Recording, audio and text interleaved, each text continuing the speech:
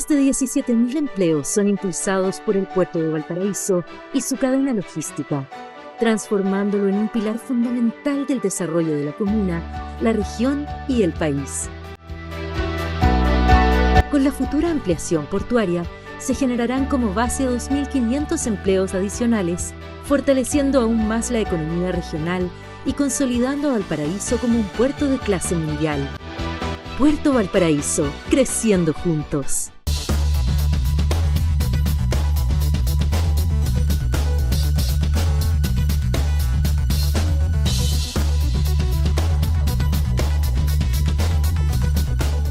¿Cómo están ustedes?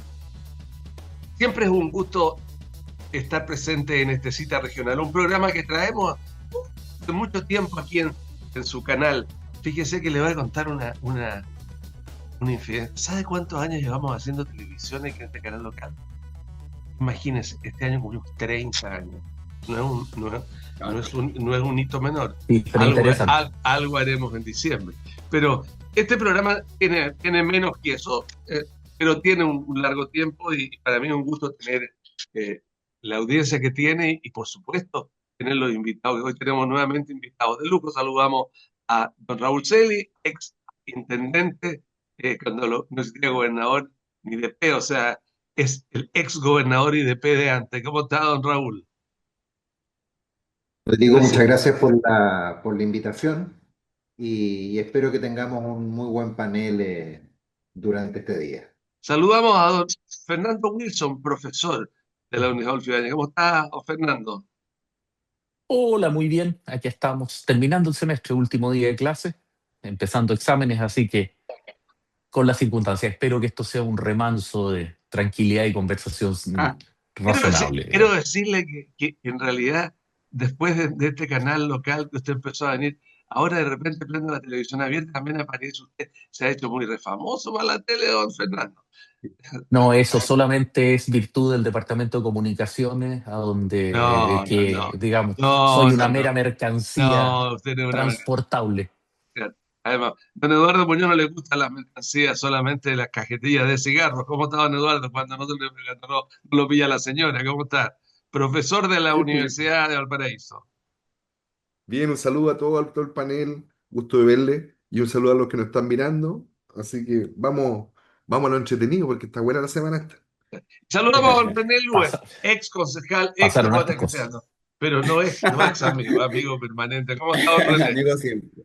Muy bien, muchas gracias Rodrigo. También un saludo a Raúl, a Fernando, a Eduardo, a ti por supuesto. Y un saludo especial a unas amigas mías que tengo yo del Anayac, unas chicas que se juntan todos los días en Anayac y que ven este programa de manera permanente. Entonces un saludo cariñoso a ellas. Les dije que eso lo iba a hacer hoy día para que cuando lo escuchen este programa sepan que cumplí. Así que a todos. Es un programa muy visto a nivel regional, así que muy contento. Muchas gracias, don René.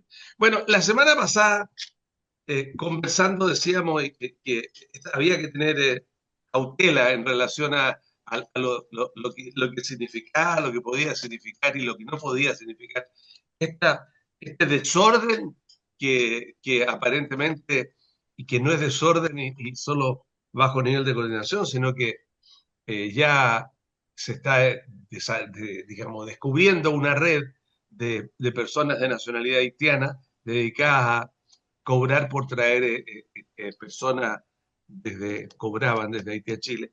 Y fundamentalmente a lo que encontró parte de las conclusiones que llegó Contraloría General de la República, que informe final que salió este miércoles y que indudablemente indica que hubo incumplimiento a la normativa y apunta directamente al exdirector de Migraciones, el señor Taller, en el sentido de que él hizo caso omiso de algunas disposiciones legales y que lo que en ese momento se efectuó fue una cosa de incumplimiento en las obligaciones de instituciones que debían estar allí presentes. Pero esto es un proceso que va en curso. Me gustaría avanzar en este y conversar con ustedes sobre esto, porque para algunos es un desastre para el gobierno. El gobierno metió las patas con hacer, para otros muy por el contrario, significa que el gobierno hizo lo que tenía que hacer, tomarse en serio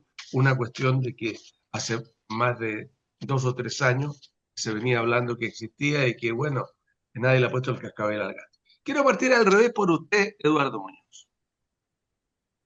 Sí, bueno, los detalles que nos ha revelado el informe dan cuenta efectivamente de problemas bastante severos desde el punto de vista del cumplimiento de la normativa aplicable al ingreso de personas migrantes. Yo creo que eso es importante destacarlo. Ahora, son problemas más bien de carácter administrativo, también hay que decirlo, no es un problema de que esté mala la definición de política, digamos, sino que en los procedimientos aplicables hubo errores, y sobre todo con el ingreso por charter. Yo creo que eso es un tema importante. Y yo creo que también este informe nos ayuda a colocar la pelota al piso, ¿no?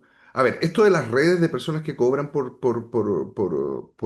traslado a los migrantes ocurre en todo el mundo. Yo creo que esto no digo mal de mucho, consuelo de tonto, me refiero que es una práctica, es una práctica que forma parte del sistema de lo que podríamos denominar, ahí está en el límite del tráfico de personas, pero en el límite. Ahora, otra cosa, y yo creo que es importante que el informe destaca, es que bajo ningún punto de vista estamos en presencia de este descontrol que se planteó la semana pasada, ¿no? Un poco más de que aquí había una red de tráfico humano, literalmente tráfico humano, para el cumplimiento de asociar al crimen organizado desde el punto de vista del tráfico de trata de personas para prostitución sexual o tráfico de órganos o ese tipo de cosas. Y la noticia que nos dio la Policía de Investigación es que había habido lo que se percibe es que hubo una falta de coordinación de información y de datos respecto a la ubicación de las personas. El mismo general director de investigaciones declaró que ellos habían podido encontrar a los 64 niños supuestamente perdidos, y por lo tanto esto recoloca el tema donde tiene que estar, la gestión administrativa del proceso, y como siempre la Contraloría tiene que encontró anomalías que hay que resolver nomás. Ok, Fernando Wilson, está en silencio. Desmutearme para no estar estornudando sobre el auditorio. A ver, estando de acuerdo en lo general con Eduardo, le subiría un par de grados el nivel de gravedad. Primero, el informe de la Contraloría es bastante lapidario y acusa al exdirector de Migración, el señor Taller, de actuar como colegislador, es decir, tomar decisiones que usurpaban la soberanía nacional, digamos, en términos de arrogarse decisiones que claramente estaban fuera de su ámbito de decisión. El segundo tema es que si bien aparecieron los 64 niños, esos 64 son de una muestra extremadamente reducida y la cifra global desde el 2023 es superior a las 3.000 niños y podría llegar hasta los 6.000. Por lo tanto, en ese caso, porque no hay una certeza, no hay un número definitivo, y en esa situación, no porque, digamos, encontramos la punta del iceberg, significa que todo lo que está abajo sigue desconocido. Y en esa situación, si es que estamos hablando de entre 3 y 6 mil personas, eso ya es, con todo el respeto al caso, tráfico de personas. Estoy de acuerdo que coyotes y traficantes de personas existen en todo este tipo de procesos, pero los 3 ciudadanos haitianos con residencia permanente en Chile, que manejaban estas 2 agencias de viaje, recibían pagos regulares por parte de las personas, además de los pasajes y todo lo demás, que oscilaban entre los 800 y $1.000, básicamente por sus honorarios, por los servicios que ellos prestaban. Eso es tráfico de personas, derechamente, digamos, porque ellos falsificaban documentación. Es decir, mucha de la gente que entraba, que eso es algo que fue constatado por la Contraloría y que la PDI no ha entrado en el detalle de eso, entraban con documentos fotocopiados o sencillamente falsificados. No nos olvidemos que hay por lo menos 14 niños que entraron con exactamente el mismo número de RUT, lo cual ya enciende luces de alerta, porque si hay algo único en Chile es el rol único que representa el carnet de identidad. Por lo tanto, me temo que aquí estamos recién comenzando a destapar un desastre que es de dimensiones mucho más grandes, que se extiende por la mejor parte de una década, desde Bachelet 2 y los haitianos nocturnos que llegaban con el famoso sobre amarillo, que yo varias veces vi, me consta personalmente, volviendo en la noche en vuelo, tanto nacionales como internacionales. Y Ese sobre amarillo esto, parecido al que dice que ya un conservador en Viña, digamos, ¿no? O no era Sin amarillo, comentarios. o no era Que amarillo. llevaba o dinero o documentos. Ahí Algo estará. lleva, claro. Pero algo llevaba. Pero el hecho concreto es que estamos comenzando recién a rascar la superficie de un problema que tiene una Perdón, profundidad un notario en mucho más Viña, no grave. un notario, no No, no conservador, solamente un notario, un el notario. presidente de la Asociación de Notarios, que es Bueno, un tema bastante más pero, complicado. pero, Pero, bueno, o sea, mi punto pues es, no, eso nada que ver concordando. con los haitianos, eso nada que ver con los haitianos. No, eso nada que ver con los haitianos. Los haitianos que llegaban con sobre eran con Bachelet 2, digamos, y con Claro. líneas aéreas como LO. Y, bueno, y vemos que se reproduce precisamente el mismo modus operandi, líneas aéreas artificiales, utilizando aviones sin marca, que hacen vuelos charter, que no tienen recorridos regulares, que no aparecen reportados en los tableros de los aeropuertos. Hay cosas raras ahí. Ok, Y ok. mucho me temo que afecta a la totalidad del Estado. Esto no es uniagencial. Aquí lo que tenemos es un show. Aquí hay demasiado dinero, demasiadas personas. Esto es grave. Eh, Raúl Serio, Claro, yo creo que la pregunta, Rodrigo, que hay que hacerse aquí es cómo reacciona un gobierno cuando toma conocimiento de un preinforme de la Contraloría General de la República que dice que de un total de 105 niños que se intentó ubicar, hay 64 que fueron inubicables, que no pudieron ser encontrados. ¿Qué es lo que debe hacer un gobierno frente a cuando toma conocimiento, porque fue un conocimiento informal, se filtró el informe de Contraloría? ¿Qué es lo que debe hacerse?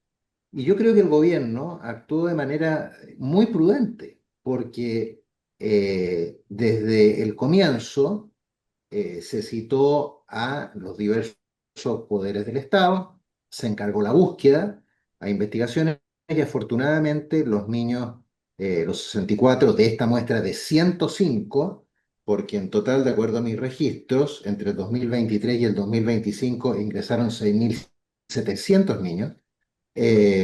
Bueno, de estos 105, los 64 aparecieron, pero pueden haber más, como dice Fernando. Es perfectamente posible. Esta fue simplemente una muestra. Entonces yo creo que el gobierno actuó de manera prudente.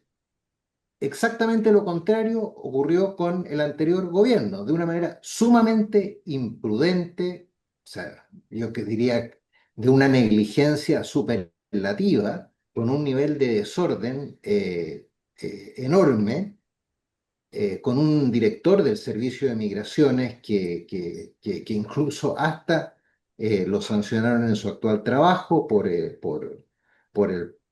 prestigio, que lo sacaron de la universidad en la que hoy día trabajaba, o hasta hace unos días trabajaba, por el desprestigio que significaba alguien que incumpliera de manera tan grosera las normas, porque hay hasta incumplimiento de normas constitucionales al dictar memorándum que iban en contra de lo que dicen las leyes.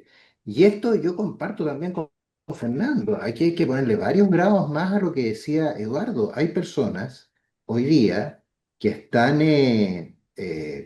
como consecuencia de las investigaciones que lleva la Fiscalía, hay ciudadanos haitianos que están formalizados por asociación criminal para el tráfico de migrantes y lavado de dinero, que cobraban 2,7 a 3 millones de pesos por persona que traían a Chile, que tomaban niños en Haití a cargo de un adulto que no tenía ningún conocimiento con la familia de estos niños, y un adulto, como digo, al que se le pagaba por esto, estaba a cargo de 20 niños. Entonces es un desorden descomunal, pero un desorden, una ligereza que trae consecuencias, y estas consecuencias son que aparecen los delincuentes. Si yo actúo de manera irresponsable, si doy la oportunidad para que se meta el delito, digamos, siempre se va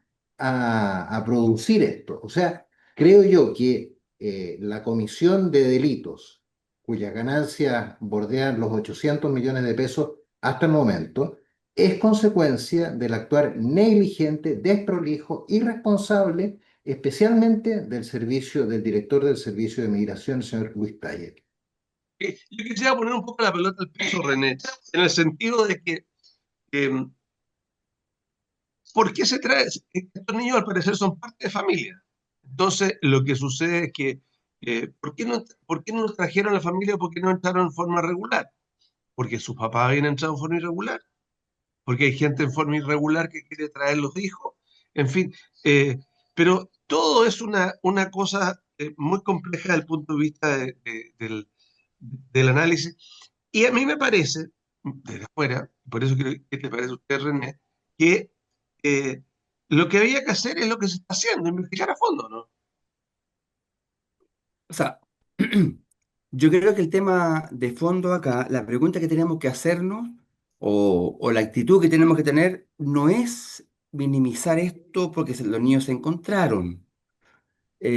Tampoco es declarar, digamos, a toda voz que esto, digamos, no tiene problemas, no arroja problemas de fondo que el Estado tiene. Entonces, la pregunta que tenemos que hacernos no es ni minimizar ni sobredimensionar esto. Lo que tenemos que hacer es, ¿tiene capacidad el Estado hoy día o cumplió su rol para proteger a estos niños migrantes? Y la Contraloría lo que dice es que hoy día el Estado chileno no fue capaz de demostrar en tiempo real dónde estaban, con quién estaban, bajo qué condiciones permanecían. Y cuando tres organismos públicos trabajan con registros distintos, con protocolos, sin protocolos comunes, y reaccionan tarde, ahí no estamos frente a un problema solamente migratorio, que lo estamos, sino que también hay un problema de la forma que el Estado tiene para proteger a los menores. Ahora, yo creo que en ese sentido me parece fundamental que hoy día Chile, en el siglo XXI, con todas sus capacidades tecnológicas, con un Estado bastante moderno y que tiene además medidas exigentes para que se autoricen reunificaciones familiares, carezca de un sistema moderno de trazabilidad. Eso a mí me parece que es quizás el punto más grave y al que la Contraloría hace, hace, digamos, como hincapié, porque la reunificación familiar es un derecho que está reconocido internacionalmente.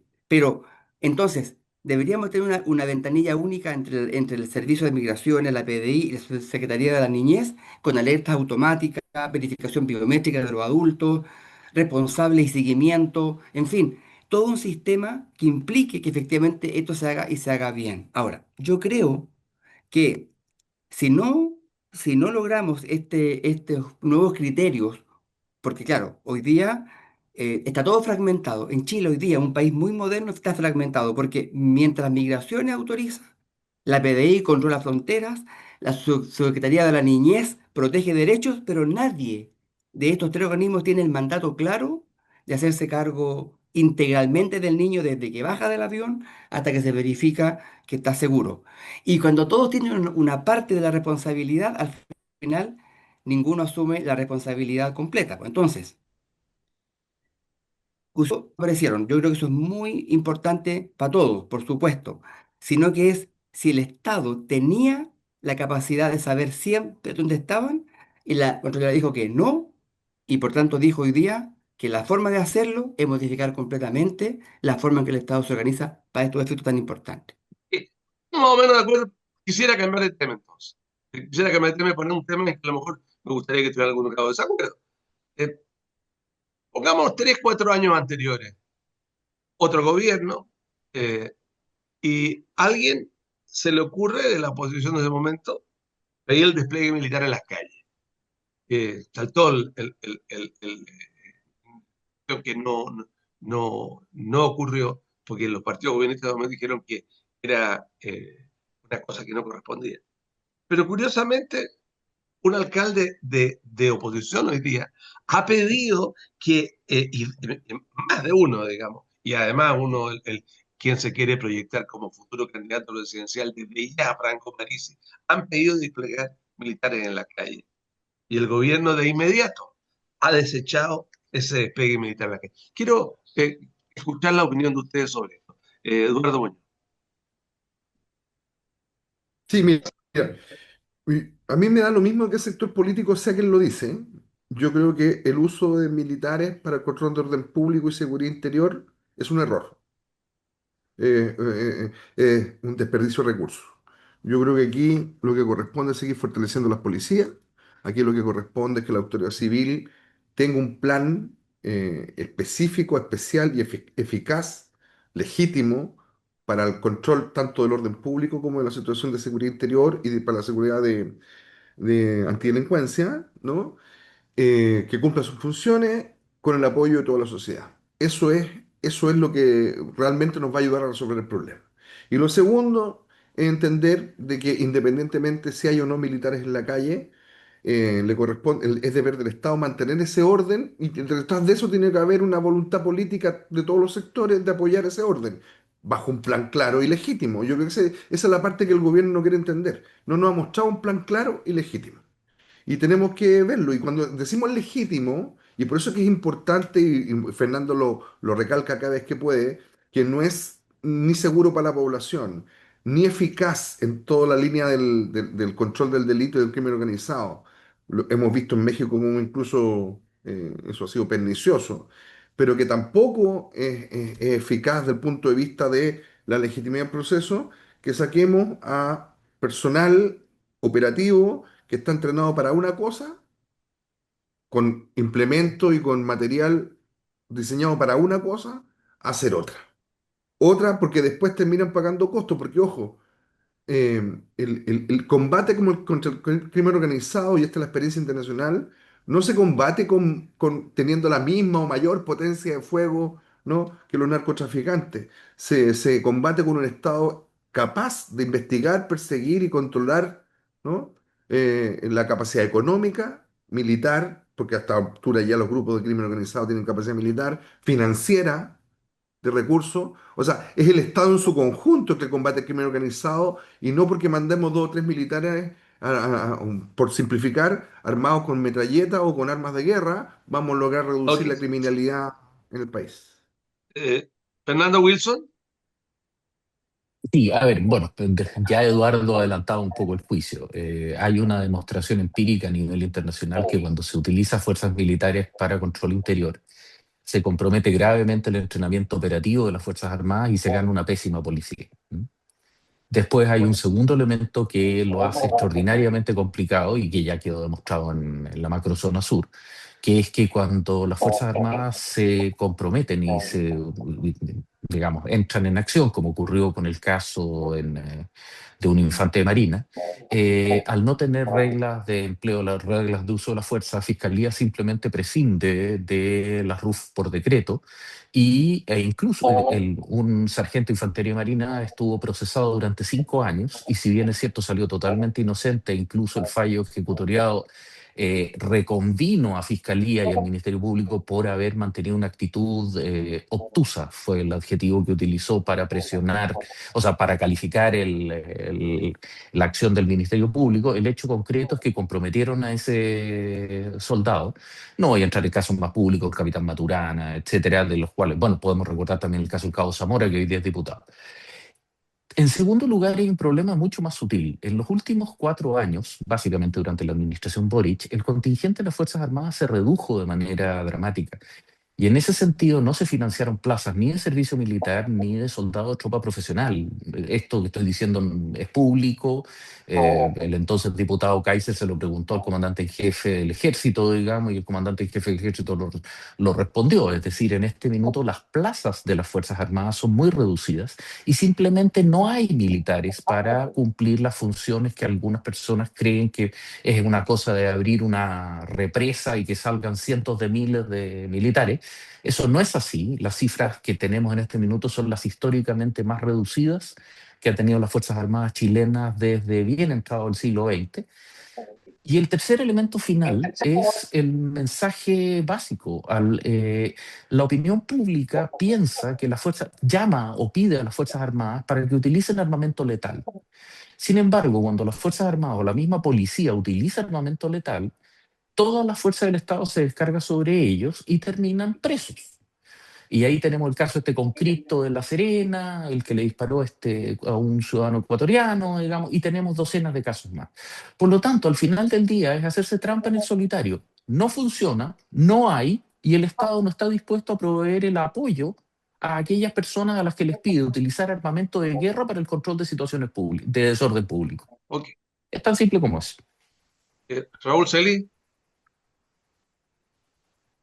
Yo comparto en general lo que se ha dicho anteriormente, en el sentido que los problemas de orden y seguridad deben estar a cargo de las fuerzas de orden y seguridad, que son Carabineros de Chile y la Policía de Investigaciones. Excepcionalmente, las Fuerzas Armadas pueden tener algún grado de participación. Estados de excepción. Excepcionalmente, ¿en qué caso? Justamente. Excepcionalmente, ¿por qué? Por los estados de excepción. En los estados de excepción constitucional, las Fuerzas Armadas sí pueden actuar. Y también, esporádicamente, en otras situaciones, por ejemplo, en la Ley de Infraestructura Crítica, que fue aprobada hace un par de años y que ha permitido desplegarse en las fronteras a los militares. Pero ¿cuáles son las facultades que tienen los militares en virtud de esta ley de infraestructura crítica? Ellos pueden apoyar en realizar controles de identidad, registro y detención de personas para ponerlas a disposición de las policías en un máximo de 12 horas. O sea, incluso ahí las facultades que se les entregan, las atribuciones, las herramientas que se les otorgan a las Fuerzas Armadas son mínimas. Ellos, las Fuerzas Armadas, no están educados, no están instruidos, digamos, para abordar problemas de orden público. Ellos están entrenados para ir a la guerra. ¿Ah? Excepcionalmente, como digo, pueden darse este tipo de situaciones, pero, o sea, pueden ser necesarios para ayudar a controlar el orden público, pero para eso se requieren herramientas. Y esas herramientas ellos no las tienen. No tienen las reglas de uso de la fuerza, ya se ha dicho básicamente, ¿ah? Perdón. Y no tienen la legislación que les permita hacerlo. Ahora, sí yo sería partidario en el caso de la infraestructura crítica, de dar mayores atribuciones a las Fuerzas Armadas y probablemente creo yo también que convendría que en muchos casos operativos de las fuerzas de orden y seguridad Ok. fueran apoyados por las Fuerzas Armadas, pero para eso se requieren herramientas legales que hoy día las Fuerzas Armadas no cuentan con ellas. René, tengo el tiempo listito. Cortito, René, por favor, a la vuelta, Fernando. Muy bien. René. Bueno, yo comparto en general todo lo que se ha planteado. Creo que efectivamente cuando la dinámica no es, bueno, estamos ante una tragedia de un niño asesinado de una manera brutal. Entonces, claro, sale todo este sentimiento profundo de angustia, de impotencia, de rabia. Entonces, pero no hay que confundir, digamos, efectivamente los militares están hoy día cumpliendo una función completamente específica respecto a la seguridad en frontera, en estado de excepción, en infraestructura crítica, en fin, en cuando hay calamidades, cumple su función, pero no están llamados obviamente a cumplir la función de seguridad, porque efectivamente confundir defensa nacional con seguridad ciudadana puede generar al final más problemas que de los que se pretende resolver. Entonces, ¿yo qué diría como propuesta, digamos? Lo que hay que pensar es fortalecer nuestra capacidad policial. Lo hemos dicho muchas veces, más carabineros, más policías, más gendarmes, mayor capacidad tecnológica, equipamiento operativo, logístico, mejoras económicas. Si no hacemos un esfuerzo de mejora Ese económica, punto. la capacidad de poder captar a jóvenes que Ok. quieran entrar, digamos, a esta dinámica, va a ser muy difícil. Así que yo creo que esa es la línea, a fortalecer nuestra capacidad policial en todos los ámbitos. Ok. Gracias, René. Gracias, Raúl. Gracias, Fernando. Gracias, Eduardo. Tenemos que ir a una pausa. Esta es Cita Regional. La pausa es breve. Ya volvemos.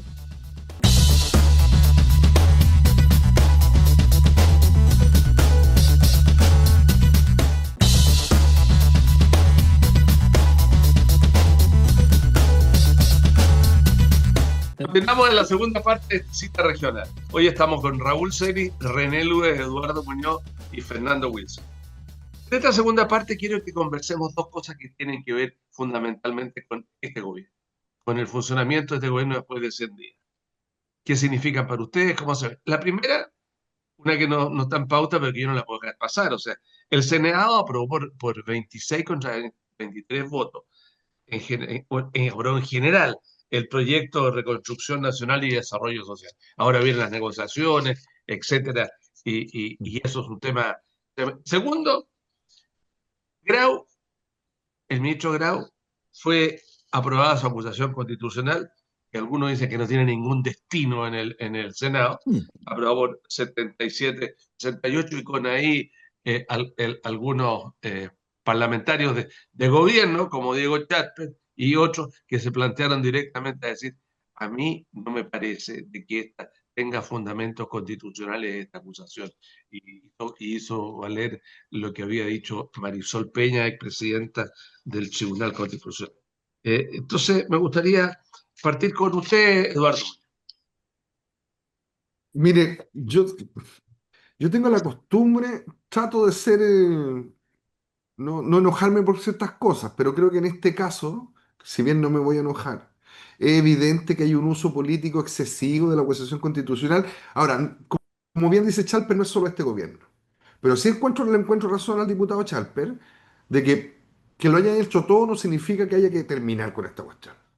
Ya vivimos otro momento en la historia de Chile donde el abuso de las funciones parlamentarias con fines políticos terminaron tensionando las relaciones entre el Ejecutivo, el Parlamento y la sociedad, que nos llevaron por bien, bien malos caminos. Así que yo espero que se eleve el estándar. El Senado yo creo que va a terminar por rechazar porque es demasiado evidente que no da para acusación constitucional. Y Sí, es hasta Luciano demasiado Cruzco que se evidente. autoinhabilitó. Pues, sí. Es demasiado evidente. Si esto es un juicio, mira, yo puedo entender la crítica y me parece que es debatible. De hecho, el juicio político lo hizo la ciudadanía para elecciones y eso hay que aceptarlo. La gente votó por otras personas y se perdió el gobierno, ¿no?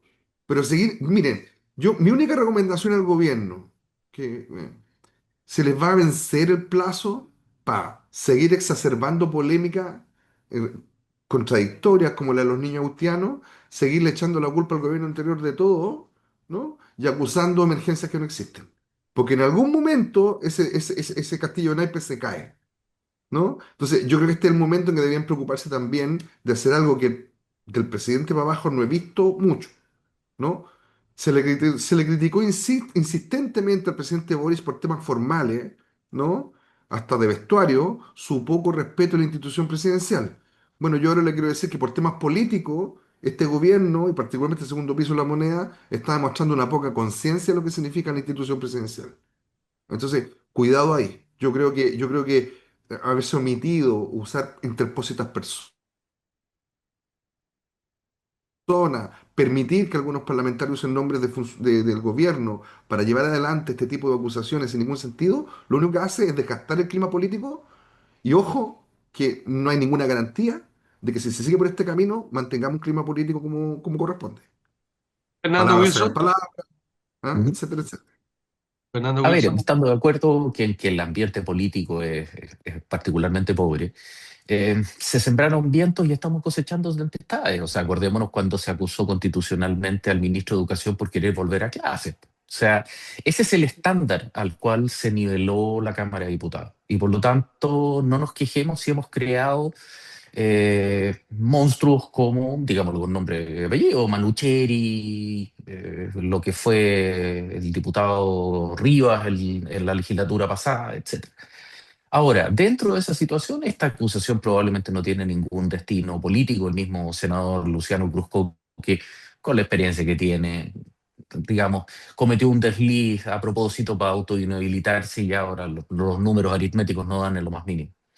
Y como decía también en un programa de radio, ser inepto no es causal de acusación constitucional, sobre todo sabiendo que el que debería realmente haber sido acusado era Mario Marcel y no Nicolás Grau, a quien recibió desastre, digamos, heredado y continúa en él.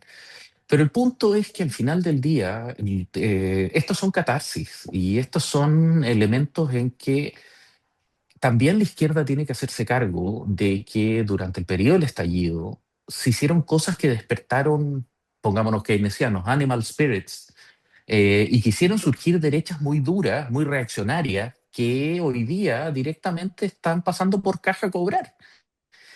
Y en esa situación se sembró un escenario que es tóxico. Ahora, seamos sinceros, peor ambiente político que el que hay hoy día es imposible. Y lo mismo que mencionaba Rodrigo hace un momento atrás, en términos de la votación de la reforma en la sala del Senado, no se movió ni un solo voto. La misma senadora O'Donnell y presidente del PS había anunciado esa misma mañana, no va a haber ninguno, vamos contra la idea legislar.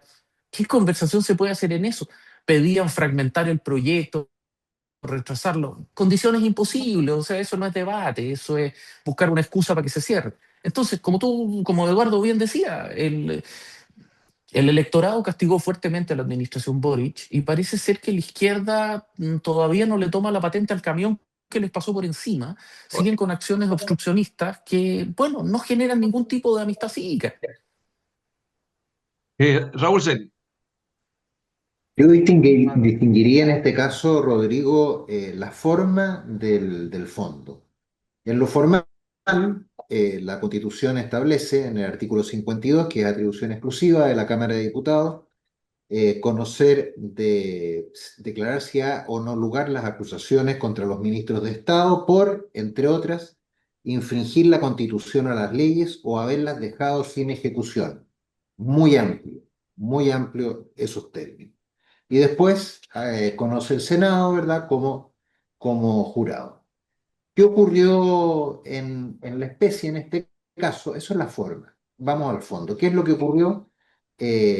Un nivel nuevamente similar a lo que hablábamos de las negligencias del servicio de migraciones, reiterativo, no solamente por parte del periodo de Grau, sino que efectivamente de Marcel, que renunció antes a su cargo para evitarse este problema de cálculo, de pésima estimación de cuántos iban a ser los ingresos, cuántos iban a ser los gastos, y esos errores de cálculo de ingresos y de gastos, yo incluso tengo mis dudas de si fueron simples negligencias. A mí me da la impresión que en algunos casos, frente a las reiteradas advertencias que daba, por ejemplo, el Consejo Fiscal Autónomo, si existió algún tipo de dolo. Pero bueno, entonces errores imperdonables de cálculo en la estimación de los ingresos y en el cálculo de los gastos. Pero la pregunta, en mi opinión, es, ¿constituye la acusación constitucional la vía adecuada para perseguir responsabilidades por este tipo de conductas del ministro Grau o de Marcel? Y a mi juicio, no. La respuesta es no.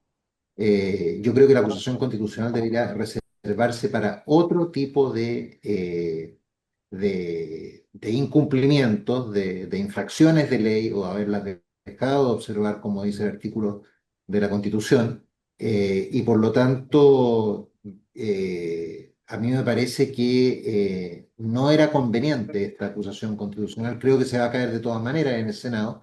Y creo que al gobierno nunca le ha convenido esta acusación constitucional, estando hoy día conversando en plenas conversaciones sobre esta ley de reconstrucción nacional.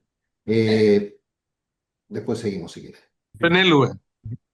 Bueno, creo que tenemos harto consenso. Yo creo que ha llegado el momento finalmente de discutir, yo creo, ya una reforma al mecanismo de acusación constitucional, exigiéndose probablemente un estándar más definido sobre qué constituye una infracción constitucional grave o incluso incorporar, podría ser, una etapa previa de admisibilidad jurídica. O sea, lo importante es reducir, a mi juicio, el riesgo de que estos procesos se transformen como se transformaron en el periodo pasado, porque esto no hay que olvidarlo. En el periodo anterior, los parlamentarios que hoy día son de oposición hicieron una cantidad importantísima de acusaciones. Y en el periodo anterior, inclusive, acusaron hasta al presidente de la República. Entonces, Dos efectivamente hay veces. un problema aquí de coherencia, yo diría de integridad, de incongruencia o de incoherencia que a mi juicio es muy grave. Entonces, creo que hoy día ha llegado ese momento y me parece muy importante porque el verdadero examen del Senado hoy día no es solo sobre si Nicolás Grau es simpático o no, es sobre la capacidad que tiene el sistema político chileno para distinguir entre un error de gestión, por grave que sea, o una discrepancia política eh, con una infracción constitucional. Creo que eso es importantísimo que el Senado hoy día lo defina y lo va a definir, a mi juicio, como dicen todos mis contertulios. Ahora bien, de fondo yo creo, porque esta discusión, ¿por qué se da? Yo creo que de fondo está una disputa peor, que es la hegemonía de la derecha.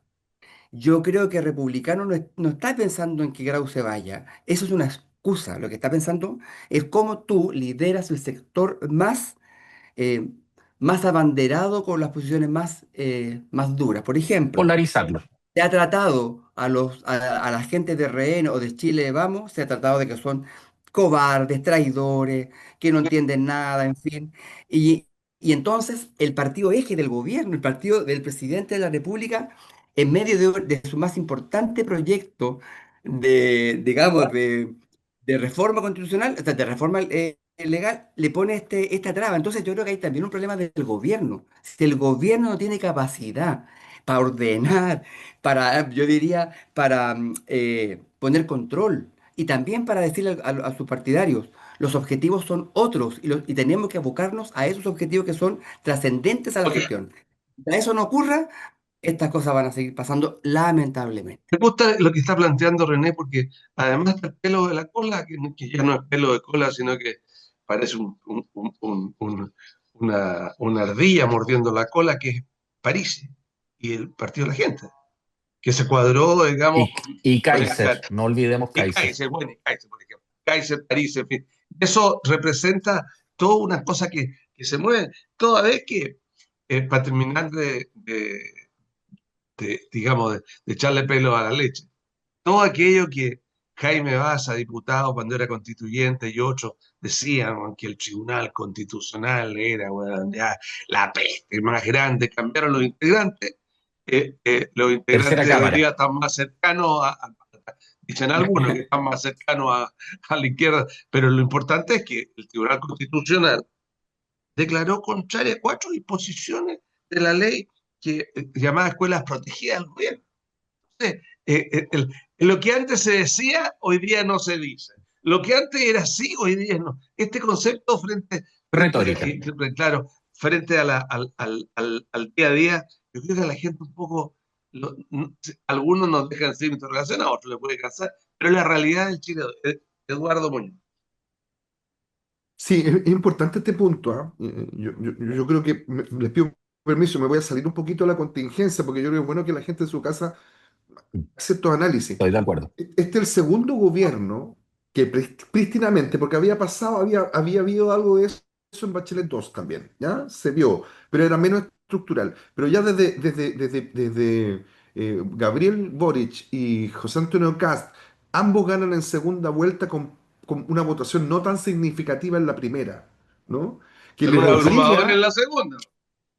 es que Pero es voto prestado, no es en voto sistemas comprometido. polarizados, porque, ojo, acá hay gente que le gusta Se la le suma polarización. gente que vota contra el otro, no vota por él, en ambos Exacto. lados. Entonces, mira, déjame hacer la vuelta completa. Y yo los abandono muy Sistemas- rápido. Digo esto porque hay mucha gente que le gusta la polarización cotidiana porque saca rédito de esa polarización, ¿no? El modo sin filtro o el modo turno, como ustedes quieran, el modo un poquito más que lleva likes.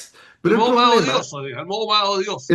el problema es que eso genera no solamente fragmentación, sino que polarización. Y cuando tú tienes eso, pasa lo siguiente, y esto le pasó a Kast ahora, que yo creo que es su gran problema, y también le pasó a Gabriel Boric al principio de su gobierno. La imposibilidad de que los partidos que lo acompañaron a ganar en segunda vuelta logren formar coaliciones estables y con sistemas internos de resolución de conflictos que les permita, voy a usar un lenguaje coloquial, no dar jugo en el trabajo político cotidiano. Y lo que estamos viendo es que está muy difícil para los gobiernos, así como está difícil ganar en primera vuelta, es prácticamente imposible, ¿no? Por lo tanto, terminan ganando en segunda vuelta, más bien acumulando votos de rechazo al otro, votos de adhesión propia. Les está costando mucho que los partidos formen coaliciones, porque para formar coaliciones hay que hacer ciertos sacrificios. Y nadie quiere sacrificar porque después viene la próxima parlamentaria. Entonces se nos está armando una bolita de nieve para que no nos quedemos en la chimuchina cotidiana, donde lo que estamos viendo es una falla estructural del sistema. El sistema está en problemas de generación de coaliciones. Y si además le suma que tenemos un problema institucional, que también lo tuvo el presidente Boric, ojo, no quiero decir en esto, que es la hiperinflación del poder de los asesores de campaña cuando toca institucionalizar el gobierno, es decir, la falta de poder de los ministros, ¿no? Sobre todo los ministros más propios, es evidente frente a un segundo piso con hiperinflación de poder o con alteración mental respecto de su rol, ¿no? Entonces, el cóctel es un cóctel perfecto para que la institucional no funcione o se trabe. Entonces, es Eduardo, peligroso. pero yo creo que Ahí tienes que termino. agregar que este es un problema no solo nacional, sino que internacional. Ve la Sí, claro, sí, elección sí, sí. recién en Colombia. Sí, sí, sí. O Dos Perú, extremos. Perú, y lo iba a poner a continuación como ejemplo. Continúa tu o, Raúl, Dos o continúa, Gran extremos, Bretaña, muy mala más votación. incluso. continúa tu Raúl. ¿Perdón? Continúa tú. Ah, sí, yo comparto plenamente lo que se está conversando de los riesgos que conlleva extremar las posiciones. En la Convención Constitucional intentábamos conversar con los sectores de izquierda a sabiendas que no teníamos ninguna posibilidad de ganar. Todos estuvimos, cuando se presentó el proyecto, estuvimos por el rechazo, todos hicimos campaña por el rechazo. Simplemente tuvimos diversas posiciones para abordar un problema, diversas perspectivas, puntos de vista, ¿ah? Pero el sustrato es el mismo y en ese caso fue oponerse al proyecto constitucional. Ahora se genera un poco el mismo problema, a mi juicio. Yo creo que la política no es una declaración de guerra, por eso en la campaña, en la Convención Constitucional, yo hablaba de sentido común para Chile, ese era el eslogan. Yo no tengo necesariamente toda la razón, yo puedo estar equivocado y mis adversarios pueden perfectamente tener grados de razón. Entonces, cerrarse a escuchar al otro y poner a las posiciones en extremos es sumamente peligroso y es cierto que normalmente da réditos, y aquí es lo más grave del problema, da rédito a los extremos.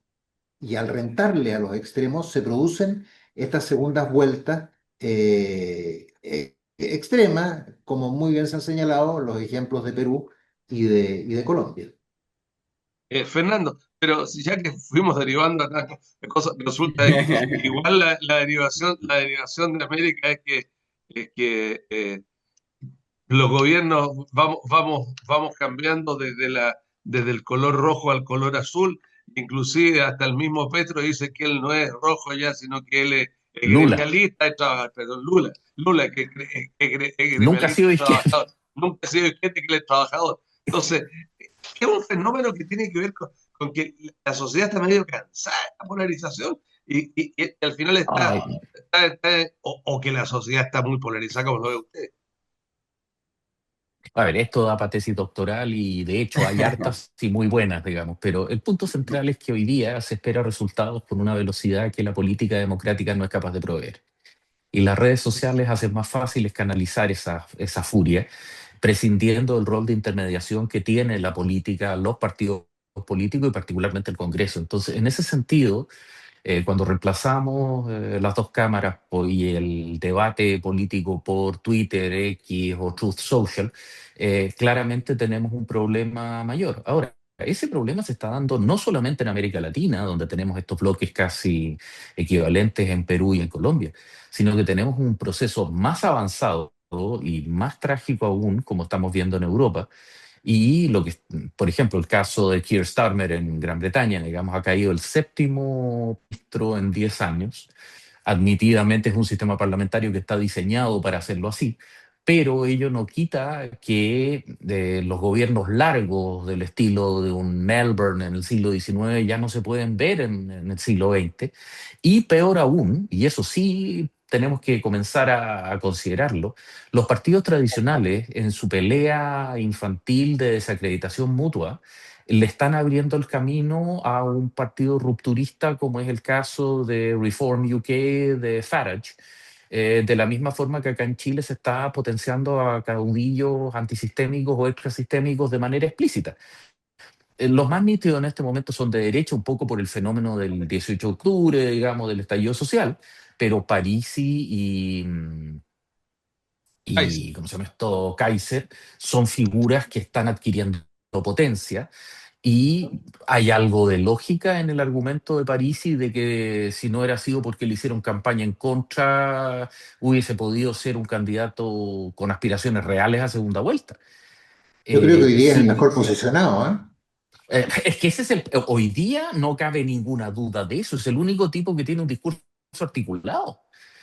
Entonces, en ese minuto, la izquierda, cuyo único discurso es decirle que no a Kast, y la derecha que pelea entre ella, digamos, por quién es el que más le pega al Frente Amplio, la verdad es que sí, esto me recuerda esta figura de la mitología nórdica, digamos, el Uroboros, la culebra que se come la cola, digamos. O sea, es un círculo vicioso que no nos lleva a ninguna parte y que es destructivo, es altamente corrosivo para la calidad de la política. Por favor, la mejor gente no está yendo a la política. Y la mejor demostración de eso es pegarse 5 minutos viendo los videos del canal de la Cámara de Diputados. Me pego tarde, Entonces, yo me pego en la tarde y lo veo con mi mujer y le puedo decir, señor Wilson, que con todo respeto, señores diputados, pero esta Cámara de Diputados no está a la altura de lo que fue la Cámara de Diputados, lo que fue en Chile, de lo que yo vi en los años 60. No, pero no, si, a no. ver, no saben usar palabras, hay momentos en que Hablan tratan de hablar. hablan del libelo, hablaron hasta que se murieron del libelo acusados. ¡Qué vergüenza! No, y no solo eso, sino que utilizan mal adjetivos, De construyen las todo. frases revueltas. No. Es patético. Entonces, en ese sentido, ¿y por qué es eso? Porque la gente buena que tradicionalmente iba a la política en Chile, hoy día, pero escapa a perderse. Ok, Nadie quiere ir a ok, mancharse a la ok. política. Don René Luis, Bueno, usted, todos compartimos, creo que el nivel que tenemos hoy día en el Parlamento es horroroso, Paupérrimo. vergonzoso. No llegan a acuerdos, se gritan, se insultan, se disfrazan, hablan en redes sociales, el que grita más, grita mejor, genera un nivel de odiosidad, de incapacidad para llegar a acuerdos tan grande que finalmente perdón el que René, les afecta es perdón, el pero país. inclusive, Entonces, perdón René, pero el insulto que le dijo Manucheri al senador Espinosa, no es que se transformó son abusos. la Corte de Apelaciones al Paraíso, desechó no sé, se Ay, perdón. Yo Tirar comparto billetes en la todo cámara, po. eso. René Luis. Además, hay un problema también, a mi juicio, ahí de conocimiento, de capacidad intelectual, de información. Creo que la mezcla es muy negativa. Tenemos yo creo que el peor parlamento de los últimos 40 años. Ahora, dicho esto, bueno, yo creo que hay una disputa, obviamente, en la izquierda, que la está hegemonizando el Partido Comunista. El Partido Comunista quiere ser el eje de izquierda más importante. Y obviamente en la derecha, la disputa es entre republicanos y libertarios. Entonces, en toda este esquema de disputas hegemónicas en la izquierda ultra y en la derecha ultra, tenemos una oportunidad, que es lo que yo quiero hoy día rescatar. Yo creo que hoy día por fin, digamos, la coalición de la UDI con RN y con Evópoli, eh, esta Vamos Chile, o Chile Vamos, perdón, hoy día tiene una oportunidad tremenda de acercarse a un gran acuerdo político sin ningún tipo de, como decían, sin temores, sin esta cosa como sin vergüenza, acercarse a la exconcertación. Hoy día hay una tremenda oportunidad de generar lo que se llamó ¿Longueira o sin malamente Longueira, Luis? la política de acuerdos. Creo que tenemos un gran sector desde el Chile Vamos hasta la concertación que hoy día, cansado de los extremos, podemos generar un espacio de desarrollo, de acuerdo, de entendimiento, porque ambos son repudiados por los extremos. Creo que hoy día es la oportunidad, en todo este medio de problemas que tenemos y de mala gestión y de mala política, de Ok, generar por lo menos un espacio de conversación que le ayude a Chile. muchas gracias. No me pescaste, René, pero yo decía, ¿con Longueira o sin Longueira? Porque si vuelve a resurgir Oye, Pablo Longueira, yo creo que Longueira en la UDI, Longueira, yo creo que puede sería lo ser una mejor cosa. que le puede pasar. Sí, es lo mejor que le Ok, puede pasar a la UDI, a mi tu juicio. minuto Sí, final de Eduardo Muñoz.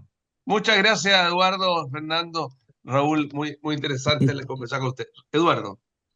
Sí, mire, en el mundo que estamos viviendo, lo que plantea René tiene el problema que es un poquito de wishful thinking, porque para que se produzca ese renacimiento de un centro moderado negociador, tiene que haber un contexto, porque se nos olvidan algunos que lo detalles. permita. Yo concuerdo en la calidad de algunos de nuestros parlamentarios, etcétera, pero son electos. Claro, Alguien vota por ellos y por ellas. Sí, ¿no? así es. Hay un sistema político que está en problema, no es una institución, porque yo creo que es fácil echarle solo la culpa al Congreso. Esa es la salida fácil. La salida, y aquí cito Nerarity, no hay que simplificar lo complejo. Yo creo que aquí hay un problema del sistema. El sistema tiene un problema de valores, excesivo individualismo, fragmentación cultural, fragmentación valórica también, fragmentación territorial, una serie de fragmentaciones que se expresan culturalmente en esto. Entonces, claro, nosotros podemos llamar al centro, pero pues estamos llamando a un sujeto que no existe. Hoy día la gente tomó posición. Cuando decimos que hay una cultura de la polarización, porque esto no ocurre solo en la política, también ocurre en las conversaciones cotidianas. La gente hoy día pelea más de lo que conversa, ¿no? Eso no va a resolver el tema del centro, el tema es al revés. Yo creo que lo que tú tienes que hacer es tomar la política, Ok, tomar a los partidos y mejorar la calidad de la gracias. política desde el punto de vista de la oferta. Ok. Fernando Wilson. No, totalmente de acuerdo. Aquí el problema que tenemos es un ambiente tóxico a nivel de sociedad y los partidos políticos, la política en general es solo un reflejo del ambiente social. Ahora, tenemos que reflexionar desde todos los sectores y de todas las visiones de cómo se ha construido ese ambiente y comenzar a cambiarlo a través de medidas efectivas y racionales. Pero si es que el estándar de la política va a ser insultarse con caricaturas de IA por Twitter, tenemos un problema muy grave. Gracias, Fernando. Raúl Celi.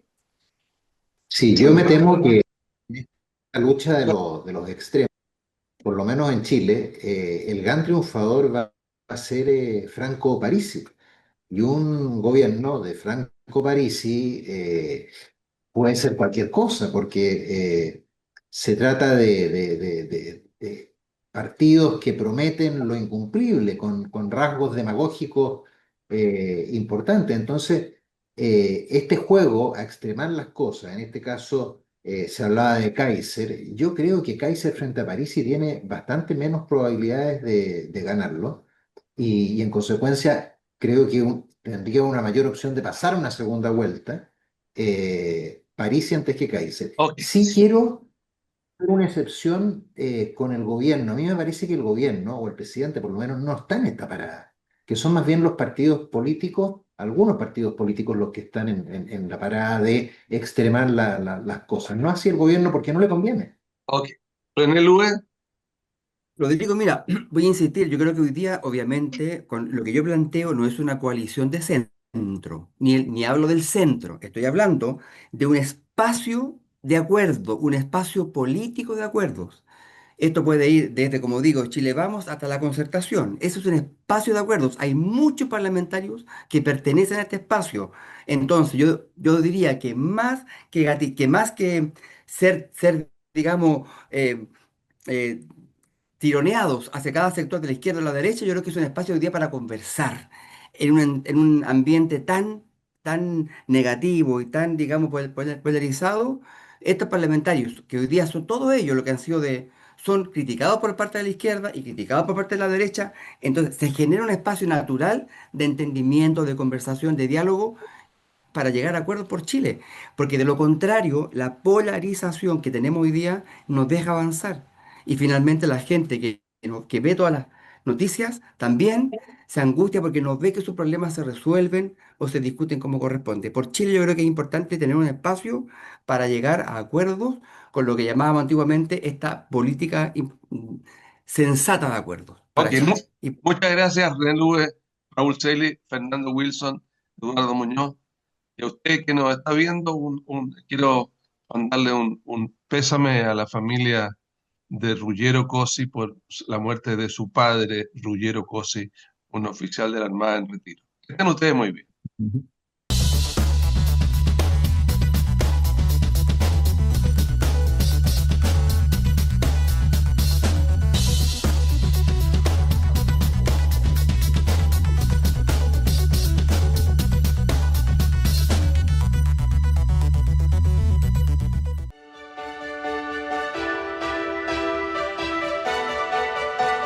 Más de 17.000 empleos son impulsados por el puerto de Valparaíso y su cadena logística, transformándolo en un pilar fundamental del desarrollo de la comuna, la región y el país.